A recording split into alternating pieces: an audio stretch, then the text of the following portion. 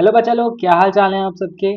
तो last lecture जो हमारा सेशन था वो हमने किसके साथ खत्म किया था? बीटा एलिमिनेशन के साथ खत्म किया था। ठीक है, बीटा एलिमिनेशन हमने खत्म कर दी थी, जिसमें हमने बीटा एलिमिनेशन यानी कि डिहाइड्रो हेलोजिनेशन के साथ उसके दो बेसिक मैकेनिज्म्स पढ़े थे। That are E1 mechanism, that is the unimolecular elimination reaction, and E2 mechanism, that is the bimolecular elimination mechanism. ये दोनों हमने हमारे लास्ट वाले लेक्चर में कवर किए थे। ठीक है बच्चा, आज हम क्या करने वाले हैं? आज हम हमारा नेक्स्ट टॉपिक करने वाले हैं, that is the dehydration of alcohols. ठीक है, आज का लेक्चर हमारा डिहाइड्रेशन ऑफ एल्कोहल्स के ऊपर डेडिकेटेड होगा। एंड नेक्स्ट लेक्चर में हम हमारे विसिनल डाइहैलाइड्स के साथ सीखेंगे कि हम उससे कैसे एल्कीन प्रिपेयर कर सकते हैं। ठीक है, वो हमारा नेक्स्ट लेक्चर का काम है। आज हम क्या करेंगे? डिहाइड्रेशन ऑफ एल्कोहल्स को पढ़ेंगे। ठीक है, तो मैं आपके सामने नोट्स रख रहा हूँ। ठीक है, चलिए, रिकॉर्डिंग चालू है। 2 मिनट 2 मिनट। यस, रिकॉर्डिंग चालू है, बहुत बढ़िया। चलिए, लास्ट टाइम हमने लास्ट लेक्चर में भी बात की थी मैंने कि लास्ट लेक्चर पूरा जब रिकॉर्ड हो गया था तो उसके बाद लास्ट में पता चला था कि वर्चुअल कैमरा मैंने ऑन नहीं किया था, तो वो सारा लेक्चर मुझे 23 मिनट का बना था। वो लेक्चर उससे पहले वो आधे घंटे का बना था, तो वो सारा मुझे दोबारा से रिपीट करना पड़ा था। ठीक है, तो थोड़ा सा ऐसे ध्यान रखना पड़ता है। चलिए बच्चा, तो हम अभी क्या पढ़ने वाले हैं? हम अभी पढ़ने वाले हैं हमारा डिहाइड्रेशन ऑफ एल्कोहल्स। बच्चा, डिहाइड्रेशन प्रोसेस आपके लिए कोई नया तो नहीं है। डिहाइड्रेशन हम जानते हैं, रिमूवल ऑफ वाटर। अब हम वाटर का रिमूवल करने किससे वाले हैं? हमारे एल्कोहल से रिमूव करने वाले हैं। तो ध्यान से समझना, अल्कोहल जो होते हैं वो डिहाइड्रेशन पर क्या करते हैं? हमारे एल्कीन्स प्रोवाइड कर देते हैं। The dehydration is carried out by heating a suitable alcohol. ठीक है, सुटेबल अल्कोहल जो हमारा होता है, यहाँ पर हम प्राइमरी सेकेंडरी टर्शियरी तीनों का केस देखेंगे, तो डरने की जरूरत नहीं है। एक सुटेबल अल्कोहल को हीट करना है विद प्रोटोनिक एसिड। बच्चा, प्रोटोनिक एसिड क्या होता है वो बात समझना आपके लिए ज़रूरी है। अब भाई, प्रोटोनिक एसिड टर्म केमिस्ट्री में हम उस एसिड के लिए यूज़ करते हैं जो कि क्या कर सकता है? H पॉजिटिव रिलीज़ कर सकता है। ठीक है, जो कि H पॉजिटिव रिलीज़ कर सकता है। अब देखो भाई, एसिड्स तो बहुत सारे हैं। ठीक है, अगर मैं लुईस एसिड वगैरह को सबको मिला के बोलूँ, ठीक है, तो FeBr3 हो गया, तो इनके अंदर हाइड्रोजन थोड़ी है। ठीक है, इनके अंदर क्या है? हाइड्रोजन तो नहीं है ना। तो ये किस काम में नहीं आ सकते? ये इस काम में नहीं आ सकते डिहाइड्रेशन के प्रोसेस में। मुझे एक प्रोटोनिक एसिड चाहिए। बच्चा, प्रोटोनिक एसिड वो एसिड होता है जो H पॉजिटिव रिलीज कर सके। जो क्या कर सके? H पॉजिटिव रिलीज कर सके। जैसे HCl हो गया, ठीक है, H2SO4 हो गया, HNO3 हो गया। ये सब जो होते हैं ये आपके क्या होते हैं? प्रोटोनिक एसिड्स होते हैं। इतनी बात क्लियर है? प्रोटोनिक एसिड मतलब जो प्रोटॉन यानी कि H पॉजिटिव को रिलीज कर सके। तो आपके सामने एग्जांपल देखिए, सच एज कंसंट्रेटेड H2SO4 या फिर H3PO4। ठीक है, अच्छा, उसके बाद कुछ लुईस एसिड्स होते हैं। ठीक है, लुईस एसिड्स होते हैं such as anhydrous zinc chloride. ठीक है, हमारा ZnCl2, एनहाइड्रस ZnCl2, और एल्यूमिना। एल्यूमिना के बारे में हम बहुत बार बात कर चुके हैं, Al2O3। ठीक है, एल्यूमिना, इनको भी हम यूज कर सकते हैं डिहाइड्रेशन के प्रोसेस के लिए। ठीक है, इनको भी क्या कर सकता है? यूज किया जा सकता है डिहाइड्रेशन के प्रोसेस के लिए। लेकिन जो लुईस एसिड्स होते हैं, स्पेसिफिकली जैसे मैं आपको बता रहा था कि FeBr3, तो वो इस केस में यूज नहीं किया जा सकता। ठीक है, it it is a Lewis acid, ठीक है, मैं मानता हूं, लेकिन हम उसको इस प्रोसेस के लिए यूज नहीं करेंगे। क्लियर है इतनी बात? अब हम देखते हैं कि हमारा प्राइमरी अल्कोहल, सेकेंडरी अल्कोहल और टर्शरी अल्कोहल, ये तीनों में डिहाइड्रेशन काम कैसे करती है। ठीक है, तो हम H2SO4 लेते हैं हमारा एज अ प्रोटोनिक एसिड। ठीक है, H2SO4 को मैंने एक रिएजेंट के तौर पे ले लिया एज अ प्रोटोनिक एसिड। अब भैया, H2SO4 का कंसंट्रेशन, ठीक है, यानी कि उसका परसेंटेज कंसंट्रेशन, ये भी मैटर करता है और वेरी करता है डिपेंडिंग अपॉन कि मैं किस टाइप का अल्कोहल सेलेक्ट कर रहा हूँ। फॉर केस यहाँ पर देखो, मैं जूम करके दिखा देता हूँ आपको। एक सेकेंड, ये जूम क्यों नहीं हो रहा? वाह, जूम भी नहीं हो रहा, किस्मत ही खराब है कि यहाँ पर कुछ जूम वगैरह करने का ऑप्शन? नहीं है। और आगे तो हो जाता था। चलो कोई बात नहीं, हम ऐसे ही देख लेते हैं। तो देखो यार, क्या है, आपका सबसे पहला जो आपको यहाँ पर केस दिख रहा है, ठीक है, सबसे पहला जो आपको यहाँ पर केस दिख रहा है, दैट इज अ, वेट, हाँ देखिए, हो गया हो गया हो गया हो गया। चलिए, तो आपको सबसे पहला जो यहाँ पर केस दिख रहा है जो मैं अभी आपको दिखा रहा हूँ, वो केस किसका है? इथाइल एल्कोहल का केस है। ठीक है, किसका केस है ये? इथाइल एल्कोहल का केस है। अब देखो इथाइल एल्कोहल क्या है बच्चा? एक प्राइमरी एल्कोहल है। तो एक प्राइमरी अल्कोहल के केस में जब मैं H2SO4 यूज करूंगा तो मैं कितना यूज करूंगा? कौन सा यूज करूंगा? तब मैं 95% H2SO4 यूज करूंगा। ठीक है, 95% H2SO4 यूज करूंगा। अब ये किस में है? ये मास बाय मास में है। ठीक है, तो उसके लिए कंफ्यूज होने की जरूरत नहीं है। एंड टेम्परेचर का वैल्यू कितना रहेगा? 443 केल्विन टू 453 केल्विन। टेम्परेचर भी वेरी करेगा और H2SO4 का अमाउंट जो है वो भी वेरी करेगा, मास बाय मास परसेंटेज उसकी वेरी करेगी। ठीक है, तो टेम्परेचर का वैल्यू मिल गया। तो ये क्या बना देगा? आपका इथीन बना देगा, साथ में वाटर रिमूव हो जाएगा। प्रोसेस बहुत ही सिंपल है। ये देखो, ये जो OH वाला कार्बन है, ये क्या करेगा? OH को छोड़ेगा। इसके बगल वाला कार्बन जो है ये हाइड्रोजन को छोड़ देगा। ठीक है, तो इसने हाइड्रोजन छोड़ा, इसने OH छोड़ा, वो दोनों जुड़ के वाटर बन गए, तो वो हमारा water as a by product निकल गया। ठीक है, बहुत ही आसान बात बोली मैंने अभी। फिर आते हैं सेकेंडरी के केस पे। सेकेंडरी में मैं एग्जांपल ले रहा हूँ हमारी आइसोप्रोपाइल अल्कोहल की। ठीक है, आइसोप्रोपाइल अल्कोहल कुछ इस तरीके का दिखता है। तो OH वाले कार्बन से OH चला गया, उसके बाजू वाले किसी कार्बन एटम से मैंने हाइड्रोजन को उड़ा दिया, तो वो क्या बन गया? Water as a by product निकल गया मेरे पास। और बचा क्या मेरे पास? प्रोपीन। ऐसे ही एक टर्शरी ले लेते हैं, तो टर्शरी ब्यूटाइल अल्कोहल आपके सामने मैंने एग्जांपल लिया है। अच्छा, उसके लिए बताना भूल गया था। जैसे पहले केस में हमने 95% H2SO4 लिया था, सेकेंडरी के केस में हम 60% H2SO4 लेंगे। ठीक है, 60% H2SO4 लेंगे और साथ में टेम्परेचर रिक्वायरमेंट क्या रहेगी? 413 केल्विन। ठीक है, 413 केल्विन की टेम्परेचर रिक्वायरमेंट रहेगी। टेम्परेचर अगर आप भूल जाते हैं तो कोई बड़ी बात नहीं होगी, not a big issue. But आपको ये परसेंटेज नहीं भूलनी चाहिए। ठीक है, आपको ये मास बाय मास परसेंटेज नहीं भूलनी चाहिए। सो 60% H2SO4 हमने लिया था इसमें, किसके? सेकेंडरी के केस में। टर्शरी के लिए मैंने टर्शरी ब्यूटाइल अल्कोहल एग्जांपल लिया है और इसमें हम सिर्फ 20% यूज करते हैं H2SO4। कितना? सिर्फ 20% H2SO4 mass by mass percentage में। और इसकी टेम्परेचर रिक्वायरमेंट कितनी है? 358 केल्विन से लेके 363 केल्विन तक।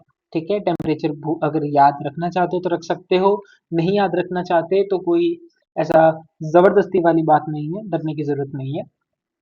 ठीक है, तो ये क्या कर देगा आपका? ये आपका आइसोप्रोपीन बना देगा और साथ में water as a by product निकल जाएगा। बहुत बढ़िया।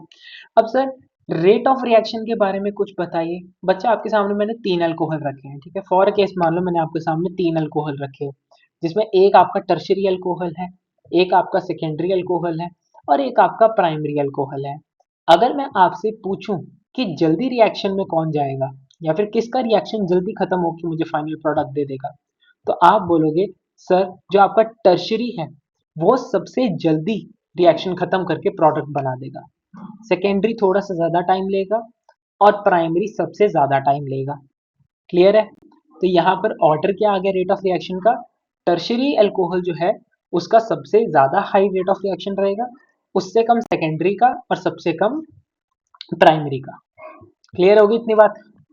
चलिए, अब देखिए बच्चा इंडस्ट्रीज में कैसे प्रिपेयर किया जाता है। तो इंडस्ट्रीज में जब हमको डिहाइड्रेशन करानी होती है अल्कोहल की, तो वो कैसे कराई जाती है? आप अल्कोहल की वेपर को किसके साथ रिएक्ट करवाते हैं? एल्यूमिना के साथ हीट करते हैं। एल्यूमिना मैंने बताया था Al2O3।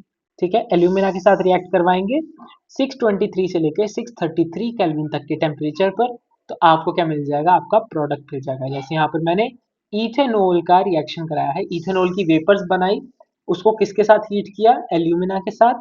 किस टेम्परेचर पे? 623 से लेके 633 केल्विन तक। ठीक है, इनके बीच में कोई भी टेम्परेचर का वैल्यू चलेगा। तो क्या बन गया मेरे पास? मेरा फाइनल प्रोडक्ट बन गया डिहाइड्रेशन का, दैट इज द इथीन, और साथ में जो वाटर मैं निकालना चाहता था वो रिमूव आउट हो गया। क्लियर है भाई इतनी बात? अब मैकेनिज्म के बारे में भैया बात कर लेते हैं। मैकेनिज्म बड़ी इंपॉर्टेंट चीज है। इसका एक बेसिकली 3 स्टेप मैकेनिज्म होता है। इस 3 स्टेप मैकेनिज्म का पहला स्टेप जो होता है वो आप ध्यान से थोड़ा सा समझना। आपके सामने मैंने ये इथेनॉल को खोल के लिखा है, ये देखिए, ये इथेनॉल को खोल के लिखा है। तो अब क्या होगा? इथेनॉल को जब मैं यहाँ पर खोल के लिख देता हूँ तो हम पहले थ्योरी पढ़ लेते हैं। An alcohol being a Lewis base accepts a proton from the strong acids to form a molecule of protonated alcohol. ठीक है, क्योंकि ये एक लुइस एसिड है, अल्कोहल सॉरी लुइस बेस है, तो ये क्या करेगी, आसानी से प्रोटॉन को एक्सेप्ट कर सकती है। ठीक है, तो प्रोटॉन एक्सेप्टर की तरह बिहेव करेगी। प्रोटॉन क्या होता है बच्चा, H पॉजिटिव होता है, तो यहाँ पर ये H पॉजिटिव को एक्सेप्ट करेगा। कैसे करेगा, अगर मैं इस अल्कोहल को खोल के लिख रहा हूँ, इथेनॉल को यहाँ पर खोल के लिख रहा हूँ, तो आपको दिख रहा होगा ऑक्सीजन के ऊपर दो लोन पेयर्स हैं। ठीक है, ऑक्सीजन के ऊपर दो लोन पेयर्स हैं। तो अब क्या होगा, इस एक लोन पेयर को कौन देखेगा अपने पास, हाइड्रोजन ले जाएगा। तो यहाँ पर बॉन्ड बना, क्या बन जाएगा, CH3 CH2। O के पास अब सिर्फ एक लोन पेयर बचा है और साथ में एक पॉजिटिव चार्ज आ गया और दो हाइड्रोजन लग गए। पहले एक था, अब दो आ गए। अब याद करना, हम बहुत बार इस चीज के ऊपर डिस्कशन कर चुके हैं, जब भी आपकी एल्काइल चेन के साथ OH2 पॉजिटिव लगता है, ठीक है, OH2 पॉजिटिव लगता है, तो वो क्या होता है, एक बहुत ही अच्छा लिविंग ग्रुप होता है। ऐसा क्यों होता है, क्योंकि जब आपके कार्बन यानी कि कोई भी एल्काइल चेन के साथ OH2 लगता है तो ऑक्सीजन के ऊपर पॉजिटिव चार्ज आ जाता है। ठीक है, ये जो पॉजिटिव चार्ज है ऑक्सीजन का, इस कार्बन ऑक्सीजन बॉन्ड को वीक कर देता है, जिसकी वजह से इसे तोड़ना आसान हो जाता है। चलिए हम नेक्स्ट स्टेप में इसको समझेंगे। देखिए, the presence of the positive charge on the oxygen atom in the oxonium, हाँ ऑक्सोनियम मैं बताना भूल गया, ये जो आपकी प्रोटोनेटेड अल्कोहल बनी है ना, ये वाली, इस पूरी प्रोटोनेटेड अल्कोहल को एक नाम दिया जाता है, that is the oxonium ion, जिसमें ऑक्सीजन के ऊपर पॉजिटिव चार्ज आ जाता है। ठीक है, चलिए, in the presence of the positive charge on the oxygen atom in the oxonium ion weakens the carbon oxygen bond, यानी कि ये जो आपको यहाँ पर ऑक्सीजन के ऊपर पॉजिटिव चार्ज दिख रहा है, ये इस कार्बन और ऑक्सीजन के बॉन्ड को, इस कार्बन और ऑक्सीजन के बॉन्ड को वीक कर देता है। वीक करने का क्या मतलब, ये बॉन्ड अब जल्दी तोड़ा जा सकता है, यानी कि बॉन्ड जल्दी जल्दी टूटेगा और ये OH2 जो है ये वाटर की फॉर्म में निकल जाएगा। ठीक है, does it readily eliminates the molecule of water forming a carbocation. देखिए, अब इस पोजीशन से क्या होगा, ये पूरा H2O निकल गया। ठीक है, ये H2O निकल गया, तो ये क्या बचेगा, अब इस कार्बन के पास एक वैकेंसी अपनी खाली है, तो उसे मैं किससे डिनोट करूंगा, पॉजिटिव से। दैट मीन्स यहाँ पर हमारे पास कार्बोकैटायन का फॉर्मेशन हो गया। अब ध्यान से समझना, इस कार्बोकैटायन की फॉर्मेशन में क्या झोल होने वाला है आगे। देखो, ये जो कार्बोकैटायन फॉर्म हुआ हमारे सेकंड स्टेप में, this being a reactive chemical species eliminates a proton from the beta carbon. ठीक है, अब समझना, ठीक है, थ्योरी जो ऊपर है उसको थोड़ी देर के लिए छोड़ दो, ये आपके सामने मैंने लिखा हुआ है जो मेरा कार्बोकैटायन बना था लास्ट स्टेप में। इतनी बात क्लियर है। अब मुझे अल्फा और बीटा कार्बन के नाम चाहिए। ठीक है, मुझे पता करना है कि कौन सा कार्बन अल्फा है, कौन सा कार्बन बीटा है। अभी क्योंकि ये कार्बोकैटायन है, तो इसमें जिस कार्बन के ऊपर पॉजिटिव चार्ज होगा मैं उसे एक अल्फा कार्बन कंसीडर कर सकता हूँ, और अल्फा कार्बन के बाजू वाला कार्बन तो बीटा कार्बन ही होता है।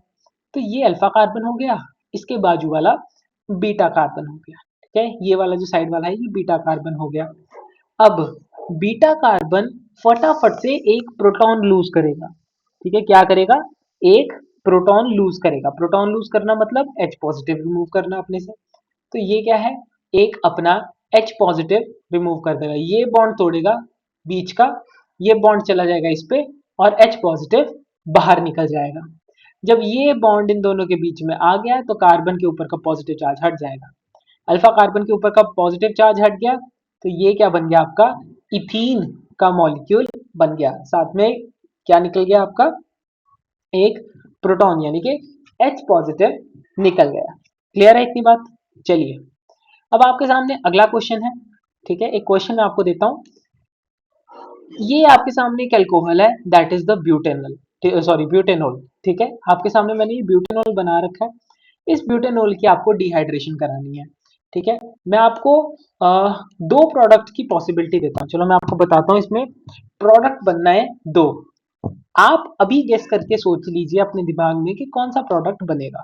ठीक है, चीटिंग नहीं करनी है, वीडियो पीछे ले जाके नहीं देखना। ठीक है, दिमाग लगाओ और खुद सोचो, आपने अभी पूरा प्रोसेस पढ़ा है डिहाइड्रेशन का, तो आप जान चुके होंगे अब तक कि क्या क्या प्रोडक्ट्स बनना चाहिए। ठीक है, एक तो आप गेस कर ही चुके हो।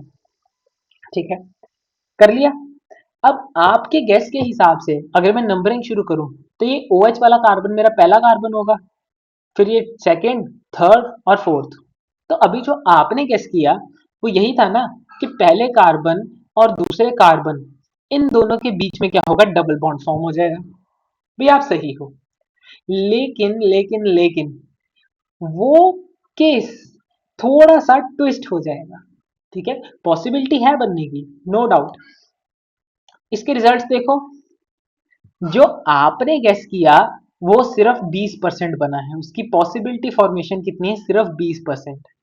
80% किसकी है, ये वाले फॉर्म की। ठीक है, ब्यूट टू इन की। सर ये ब्यूट टू इन कैसे बन गया, हमने तो ब्यूट वन इन सोचा था, और ब्यूट टू इन की तो बनने की कोई पॉसिबिलिटी नहीं है। भाई, जो बीएससी वाले स्टूडेंट्स हैं उन्होंने एक बड़ा ही अच्छा कॉन्सेप्ट अपनी 11th 12th में पढ़ा होगा, that is the hydride shift. ठीक है, मैंने भी इसके ऊपर काफी बार डिस्कशन की हुई है। हाइड्राइड शिफ्ट भाई क्या होता है, इस प्रोसेस में मेन बात किसकी है, कार्बोकेटाइन फॉर्मेशन की। कार्बोकेटाइन फॉर्मेशन इस प्रोसेस में जरूरी है। अब कार्बोकेटाइन की स्टेबिलिटी का ऑर्डर क्या होता है, टर्शरी कार्बोकेटाइन सबसे ज्यादा स्टेबल होता है, सेकेंडरी उससे कम स्टेबल होता है, और प्राइमरी सबसे कम स्टेबल होता है। ठीक है, तो अगर मैं बोलूं कि मेरे पास, अगर अभी मैं कार्बोकेटाइन बनाऊं, फॉर केस मान लो मैं अभी कार्बोकेटाइन बनाऊं अगर, तो मेरे पास अभी प्राइमरी कार्बोकेटाइन बनेगा। ठीक है, क्योंकि यहां से OH जाएगा ना, देखो यहां से पहले वाले कार्बन से अगर OH गया तो ये क्या बन जाएगा, मेरा प्राइमरी कार्बोकेटाइन। लेकिन इसके बाजू वाला जो कार्बन है, अगर उस पर किसी तरीके से पॉजिटिव चार्ज आ जाए तो वो क्या बनेगा, सेकेंडरी कार्बोकेटाइन। इसलिए एक बच्चा फिनोमिना होता है, that is the hydride shift. Hydride shift कह लो या फिर हाइड्रोजन शिफ्ट कह लो या फिर रीअरेंजमेंट कह लो। इसमें क्या होगा, प्राइमरी होगा तो वो सेकेंडरी या फिर टर्शरी में चेंज हो जाएगा, अगर सेकेंडरी होगा तो अगर पॉसिबल हुआ तो वो टर्शरी में चेंज हो जाएगा। ठीक है, इसी क्वेश्चन को जो सॉल्व करने का मैकेनिज्म था आप उसको देखिए। यहाँ पर मैंने क्या किया, ब्यूटेनॉल लिया जो मेरे पास था, उसके अंदर H पॉजिटिव इंट्रोड्यूस किया, वही मेरा OH2 पॉजिटिव बन गया। ठीक है, मैं बार बार सेम चीज को रिपीट नहीं करूंगा। OH2 पॉजिटिव बन गया। इस OH2 पॉजिटिव ने इसको बॉन्ड को तोड़ के खुद को बाहर निकाल लिया, H2 बाहर निकल गया, और यहाँ पर क्या बचा, कार्बोकेटाइन। अब बच्चा यहाँ से देखने वाली चीज, समझने वाली चीज आ चुकी है। ये एक ऐसा कार्बोकेटाइन है, सोच के बताओ, ये एक ऐसा कार्बोकेटाइन है जो आपको भी स्क्रीन पे दिख रहा है, ये एक प्राइमरी कार्बोकेटाइन है। तो प्राइमरी कार्बोकेटाइन को मुझे क्या करना होगा, सेकेंडरी कार्बोकेटाइन बनाना होगा, क्योंकि मैंने आपको बताया सेकेंडरी जो होता है वो प्राइमरी से ज्यादा स्टेबल होता है। सर मैं सेकेंडरी कार्बोकेटाइन कैसे बनाऊंगा, जाहिर सी बात है, अगर ये इसके बाजू वाले कार्बन का हाइड्रोजन इसके ऊपर आ जाए, ठीक है, इसके ऊपर आ जाए, तो इसकी तो वैलेंसी पूरी होगी ना। ठीक है, पहले वाले कार्बन जो था इसकी तो वैलेंसी पूरी होगी, जिस पे अभी प्लस चार्ज है, इसकी वैलेंसी पूरी होगी। तो प्लस किसके ऊपर आ जाएगा, ये वाला जिसने हाइड्रोजन अभी अपना छोड़ा है, ये वाला। ठीक है, जिसने अभी अपना हाइड्रोजन छोड़ा है। तो तो तो सर क्या होगा, अब आपका जो कार्बोकेटाइन बनेगा वो क्या होगा, एक सेकेंडरी कार्बोकेटाइन होगा, ये वाला। ठीक है, एक सेकेंडरी कार्बोकेटाइन बन गया। कि देखो कार्बन जो कार्बोकेटाइन है, वो कार्बोकेटाइन वाला कार्बन फर्दर दो कार्बन से जुड़ा हुआ है, तो ये क्या है, एक सेकेंडरी कार्बोकेटाइन बन गया। ठीक है, सेकेंडरी कार्बोकेटाइन वाले कार्बन को अल्फा मान लिया, उसके बाजू वाले को बीटा मान लिया। बीटा में से जैसे हम हाइड्रोजन निकालते थे तो हमने वैसे ही किया, क्योंकि बीटा वाला कार्बन जो वो प्रोटॉन डोनेट करने में सक्षम होता है, तो ये बॉन्ड इधर शिफ्ट हो गया इन दोनों के बीच में, और प्रोडक्ट क्या बन गया, ब्यूट टू इन। ठीक है, दैट्स वाई यहाँ पर ब्यूट टू इन बनने की पॉसिबिलिटी है 80%, जबकि ब्यूट वन इन बनने की पॉसिबिलिटी है सिर्फ 20%। ठीक है, क्यों बच्चा, क्योंकि जब मैं ब्यूट वन इन बना रहा था तो मेरे पास प्राइमरी कार्बोकेटायन बन रहा था, लेकिन जब मैं ब्यूट टू इन बना रहा हूं तो मेरे पास सेकेंडरी कार्बोकेटायन बन रहा था। सेकेंडरी जो होता है वो प्राइमरी से ज्यादा स्टेबल होता है, इसीलिए सेकेंडरी की फॉर्मेशन भी प्राइमरी से ज्यादा होगी, उसकी यील्ड जो है वो भी प्राइमरी से ज्यादा होगी। तो इसीलिए ऊपर वाला जो है वो 80% बना, और नीचे वाला जो है प्राइमरी वाला वो क्या है आपका, केवल और केवल 20% बना। भाई इतनी बात क्लियर हुई, ठीक है, इतनी बात क्लियर हुई। चलिए, तो आज का लेक्चर हम हमारा यहीं पे समाप्त करते हैं। ठीक है, आशा करते हैं पसंद आया होगा। ठीक है, रुकिए जरा, चलिए। आशा करते हैं आज का लेक्चर पसंद आया होगा। तो हमने किसके बारे में बात कर ली, डिहाइड्रेशन ऑफ एल्कोहल हमारी खत्म हो चुकी है। इसके बाद नेक्स्ट लेक्चर जो शेड्यूल में है that is the dehalogenation of vicinal dihalides. ठीक है, वो लेक्चर देखने के लिए, उसका नोटिफिकेशन पाने के लिए सब्सक्राइब का बटन है, ठीक है, उसको दबाओ, बेल आइकन को ऑल पे सेट कर दो ताकि हर नोटिफिकेशन टाइम टू टाइम मिल जाए। सेशन पसंद आया तो लाइक कर दो। अपने अपने जो भी आपके फीडबैक्स हैं, आपको समझ आया नहीं आया, किसी पॉइंट पे कोई डाउट लगा, वो कमेंट सेक्शन में अपना कमेंट लीव कर दो। ठीक है, मैं बहुत बेला आदमी हूँ, मैं कमेंट पढ़ता हूँ और उनके रिप्लाई भी करता हूँ। ठीक है, चलिए नेक्स्ट लेक्चर में मुलाकात होगी।